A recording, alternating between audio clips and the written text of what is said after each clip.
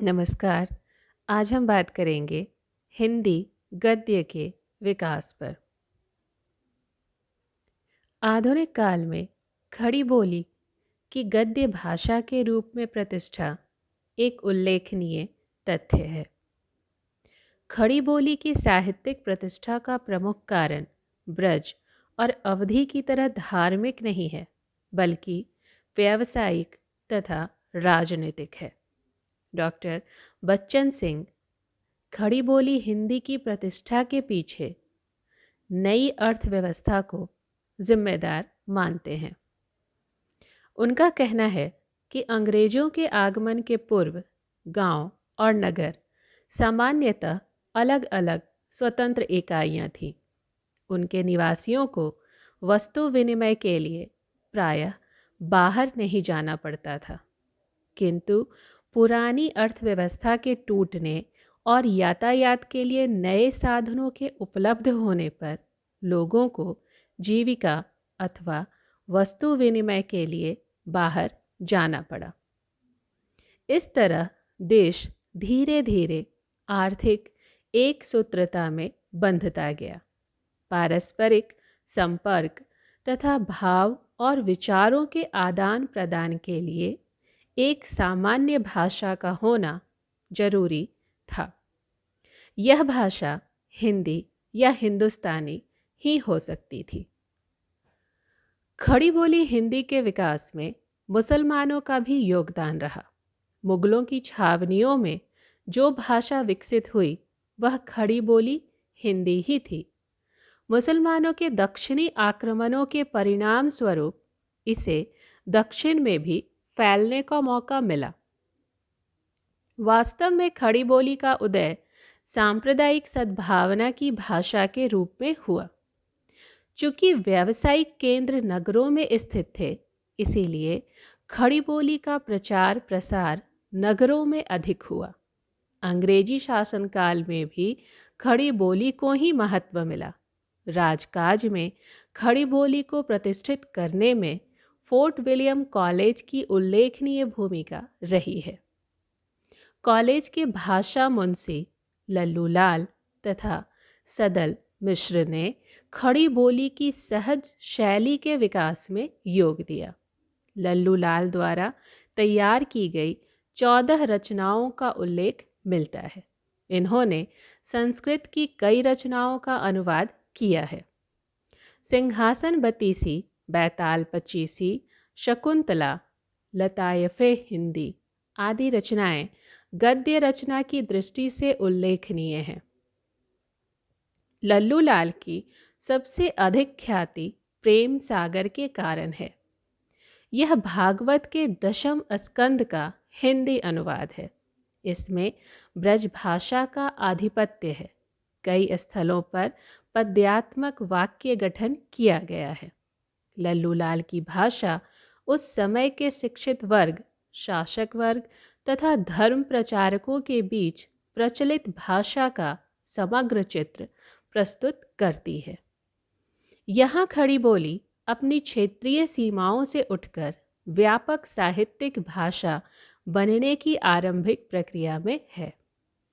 अभी उसका मानक रूप निश्चित नहीं हो सका, इसलिए वह कभी अरबी फारसी से बोझिल हो जाती तो कभी संस्कृत के तत्सम शब्दों का आश्रय लेती और कभी प्रचलित काव्य भाषा का आधार ग्रहण कर लेती। उसका ठेठपन अभी बना हुआ था। फोर्ट विलियम कॉलेज के दूसरे पंडित मुंशी थे सदल मिश्र। इन्होंने चंद्रावती या नासिकेतोपाख्यान की रचना 1803 में की। इनका आधार ग्रंथ कठोपनिषद है। इनकी दूसरी रचना रामचरित्र है। सदल मिश्र की भाषा में अनावश्यक कृत्रिमता नहीं है। सरल वाक्यों में वे अपनी बात को प्रस्तुत करते हैं। वे गद्य में पद्य की घुसपैठ पसंद नहीं करते। इन गुणों के बावजूद वे भद्दी वाक्य रचना से नहीं बच पाते। फोर्ट विलियम कॉलेज के बाहर के लेखकों में मुंशी सदासुख राय या सदासुख लाल तथा इंशा अल्लाह खां महत्वपूर्ण है।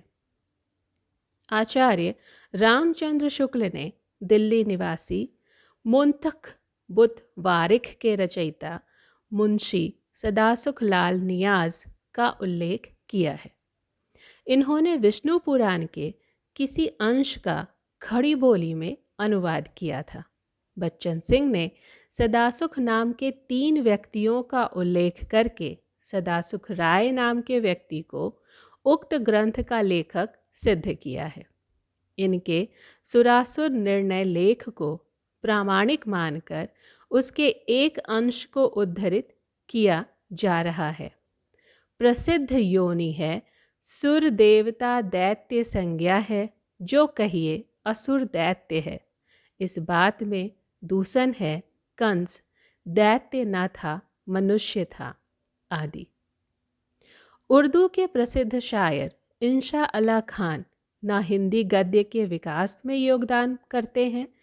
इन्होंने 1800 से 1808 के बीच उदयभान चरित या रानी केतकी की कहानी लिखने वाले लेखक हैं।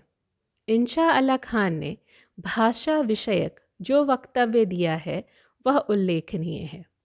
वह कहते हैं, एक दिन बैठे बैठे यह बात अपने ध्यान में चढ़ी कि कोई कहानी ऐसी कहिए जिसमें हिंदी की छूट और किसी बोली का पुट ना मिले।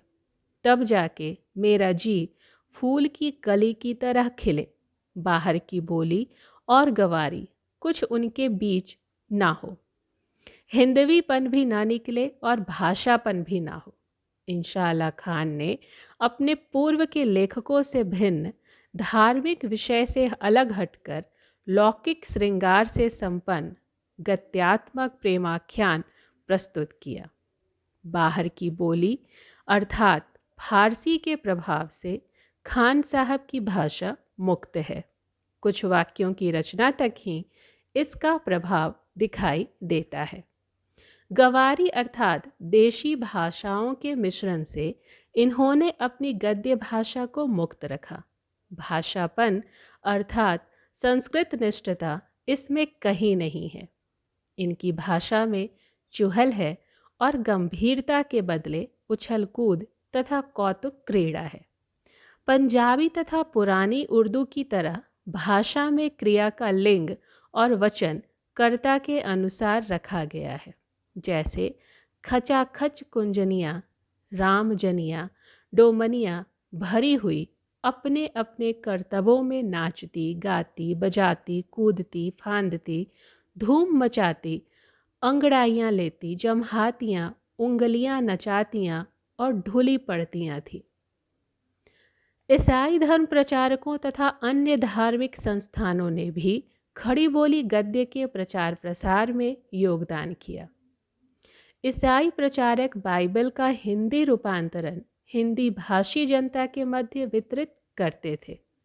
कलकत्ता के पास श्री रामपुर में स्थापित डेनिस मिशन से संबद्ध केरे, मार्शमैन और वार्ड की भूमिका महत्वपूर्ण मानी जाती है। केरे महोदय ने उर्दू से भिन्न हिंदी की प्रकृति को पहचानने की कोशिश की। आर्य समाज तथा ब्रह्म समाज में भी प्रचार की माध्यम भाषा हिंदी थी। इसका परिणाम यह हुआ कि हिंदी गुजरात, महाराष्ट्र, बंगाल, पंजाब आदि प्रांतों में बिना किसी भेदभाव के प्रसारित हुई। आरंभिक खड़ी बोली की साहित्यिक परंपरा के 2 बहुचर्चित लेखक हैं, राजा शिव प्रसाद सितारे हिंद तथा राजा लक्ष्मण सिंह। शिव प्रसाद हिंदी को उर्दू के समीप रखना चाहते थे। वे वस्तुतः इंशा अल्लाह खान की बोलचाल की भाषा के समर्थक थे। राजा साहब सरकारी अधिकारी थे, इसलिए उनकी भाषागत नीति सरकारी नीति की ओर उन्मुख होती चली गई। कोर्ट कचहरियों की भाषा के प्रति उनकी चिंता बढ़ती गई। वे आम हिंदुस्तानियों से यह अपेक्षा करते थे कि वे अदालती भाषा सीखें और उसी को आदर्श मानकर अपनी भाषा विकसित करें।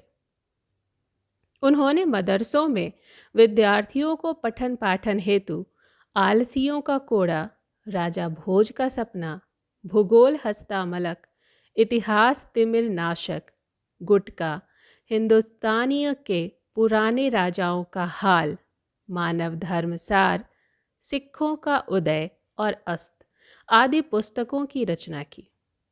भूगोल हस्तामलक की भूमिका में उन्होंने स्वीकार किया है कि फारसी शब्दों के जानने से लड़कों की बोलचाल सुधर जाएगी और उर्दू भी, जो इस देश की मुख्य भाषा है, उसे सीखना सुगम होगा।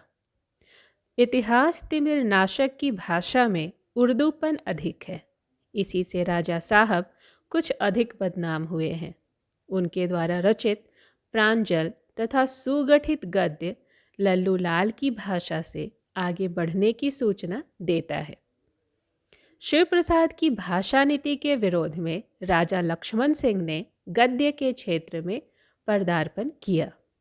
ये भाषा को अरबी फारसी के दबाव से मुक्त करने के लिए कटिबद्ध थे। संस्कृत शब्दों की ओर इनका झुकाव अधिक था।